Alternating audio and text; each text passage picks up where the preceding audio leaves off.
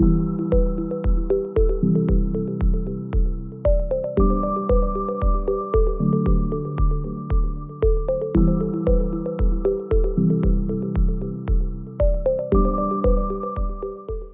can only recycle what you're actually collecting. And that is at the beginning when we were founding Digi-Cycle back in 2022 was our main thought. What is an efficient way to increase collection rates using the means that digitization is now offering to do this in a more efficient way? So to give you a bit of a background, Digi-Cycle was established together from ARA and Saubermacher as a joint venture, so meaning by a waste management firm and the leading collection and recycling system in Austria. With this background, we've been looking at what are the main barriers to why people right now are not recycling and how we can use digital tools to answer these obstacles. And when you look at glass, for instance, then there are sometimes complex products for instance, deodorants or perfumes, where people aren't sure, since it's not only composed of glass, whether this belongs to a glass collection or somewhere else. So in these cases, whenever people aren't sure, they often consider the residual waste as the safest exit for their products. And this is where adding more knowledge on how to recycle, and especially when you're out of home, where to recycle, was at the beginning of the development of a recycling guide that we have established during the last years. So how does it work? You're actually scanning the barcode of a product, and for this product, based on your geolocation, you will see how this product is correctly disposed of and later on recycled in your area. And when you are not sure where the nearest bin is located, you can just click on one of the collection fractions and you will see the locations in your vicinity on where you can actually dispose of your items. And we are proposing this together with leading FMCG brands and retailers. And at the moment, in our guide, which is yet focused on Austria, we are covering approximately 50,000 waste collection sites with more than 20,000 products, but also some generic waste categories. So for instance, while you can scan the barcode of a specific Coca-Cola can, you cannot scan the barcode of a battery because on the final product there often is no barcode applied. So this allowing users to actually search for certain terms closes this gap and widens the spectra of potentially used or searched for disposal schemes. When launching the service, it was very nicely received by the media because people considered it as a service and not so much as a marketing tool by the underlying brands. And we actually went live with it in early 2023 due to a change in the collection scheme for a variety of packaging types. So we used to have a very municipality-based system and there were harmonizations applied, but this meant that for a lot of people the way they were collecting their garbage was changing, and this was the moment when we said we have to apply product and location specific information to address this. When thinking of glass, there is another benefit that digital tools can offer, namely, since you're providing product specific data, you can really incorporate the specifics of a product. So let's just think of the metal screw cap. Normally the recommendation by many systems is to actually remove it before throwing the, for instance, wine bottle into the glass container. Of course, modern glass sorting machinery is usually able to use magnetic forces in order to remove these impurities. But there is the risk that in the screw cap there can be parts of the glass when the glass breaks at the upper part of the wine bottle, for instance. So while possible, it's not ideal and therefore the cap should be removed. But For products looking quite similar from a consumer perspective, where you have a deposit system, so for a returnable glass bottle, normally the opposite is true, so that in order to protect the thread and to allow more uses of the bottle, you will actually like the user to reapply the screw cap. However, this rule cannot be generalized, because if you have a screw cap, as for most beer bottles, for instance, it's again metal, it's again returnable, but here it's usually better to collect it separately. All this when following the discussion around the packaging and packaging waste regulation, you might have noticed that there is a whole article that focuses on consumer information, namely that in the future, as of probably depending on when it's actually entering into force, but it will be around 2028, products must contain a label informing the consumer on how to dispose of it correctly.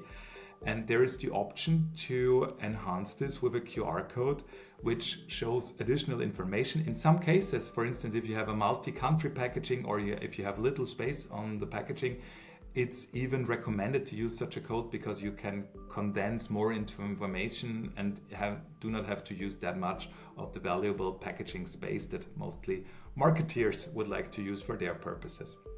And in the context of glass recycling, this would give us the opportunity to use a QR code, which even without the installation of a web app or of an app by the consumer, using a website, people could directly access the information for their area on which different components, for instance, this champagne bottle is composed of, and whether or not they should remove the metal parts or the compound plastic coverage that is around it. And most importantly, in my opinion, you can use this to show the nearest collection point. So for instance, even if you're in an Airbnb somewhere abroad where you'd love to recycle, but I know this from my own experience, you can walk around with your glass bottles for quite a while if you don't know where exactly the nearest bin is located.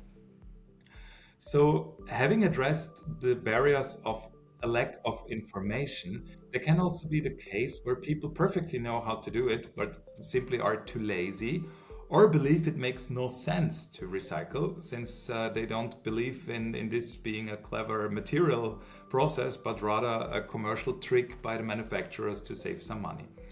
And where this extra mile is needed, we came up with an incentive system, which basically in a nutshell works like this.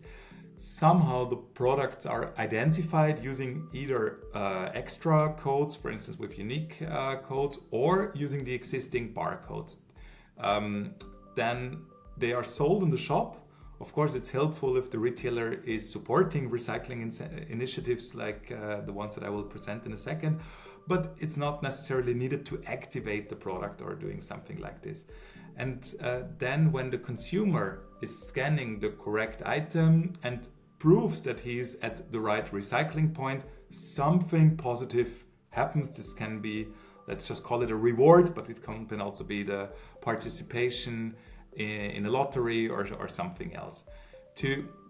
This is not only happening, for instance, to packaging, but in our opinion, wherever there is a waste stream where collection rates are too low, it's helpful to use digital incentives in order to educate people. And I think the important thing is you don't have to do this for years, but once you told a person for a single time, I don't know, let's look at, for instance, coffee capsules or lithium batteries, which are two waste streams we also covered next to drink containers or recently even car tires. Once you have learned this a single time, it's quite likely that you will adopt this behavior even for future times where there might even no incentive be paid any longer. To sum it up in a nutshell, I think the marginal costs for recycling, or the effort that a consumer has to take, should be as low as possible, because it's not something that some people love it, but to be honest, the majority probably sees it as a necessary burden of their daily life. So we should try to make it as easy as possible. A lot of levers can be touched, But in my opinion, digitization is one of the easiest ones and most cost-efficient ones that you can use to address this topic. And with our experience, I think we can just encourage everyone out there to see it as a potential option to increase their collection rates.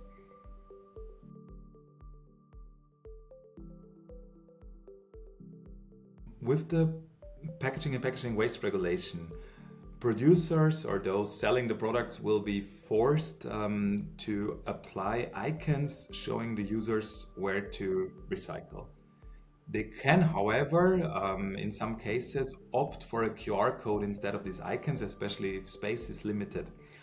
And given that there are quite a few data points that in the future will need to be communicated, my expectation is that quite a few producers will actually go for the QR solution, since it allows them to bring more context-specific information for those being willing to basically scan the code. This used to be a quite tiny fraction, but to be honest, like 3 years ago, no one was scanning QR codes. With the advent of Corona or the COVID pandemic, I think this has changed a lot. And if you nowadays look at many service processes, then quite a few of them actually rely on QR codes. Phones can read them without the need to install extra software. This has also changed. While you needed a QR reader in the past, you do not need it anymore when you currently buy a phone. And as such, I think if brands manage to provide meaningful information, and in my opinion, to come back to the holiday example, so you're cooking yourself some spaghetti in Rome, and then you're having this sugo glass container, and well, you want to do it right, then I think the relevant information would not be that it's glass, because that's the must. But those standing out will probably provide you information. Glass in this country is collected. There's, I don't know, white and colored glass, or even brown glass, and this one is actually transparent glass. So the next container is 250 meters on your left, and that's where you should bring it to.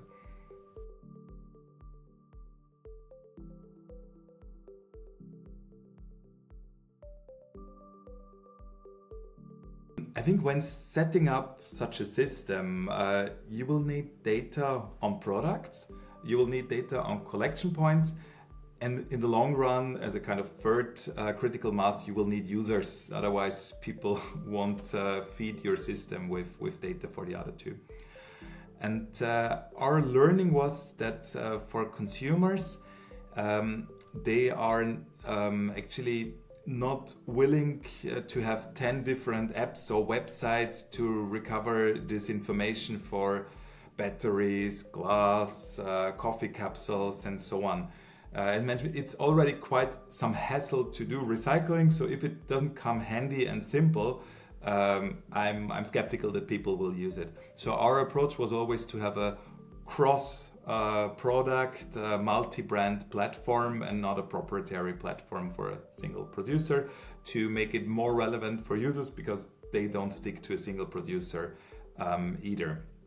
So we're actually financing our services by the help of FMCG brands and retailers who, at the moment, driven by the desire to go the extra mile and not so much by the legal requirements, which will come in the next years, said that they think for their products it makes sense to be included in such a guide. They're paying us roughly a few thousand euros per year, which mostly go into the work of classifying the products and maintaining the database. Of course, it would also be possible for someone to do this on their own. I think the critical cost factor in this was knowing about the infrastructure, and our hard learning was that this is quite diverse. So even when you might think that glass looks quite simple, well, there is returnable glass and there's single-use glass packaging.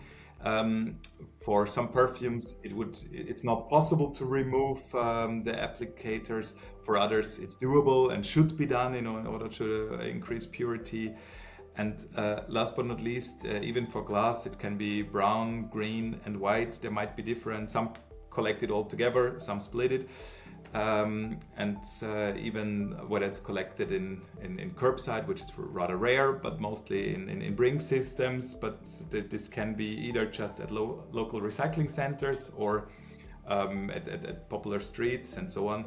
So accessing and grasping this diversity, variety of packaging materials and other waste, was the big challenge that we have been confronted with, and are now actually in a more relaxed position to say that the majority of this is solved, and now it's time to actually use this in more countries and regions in order to make it more effective for the end consumer.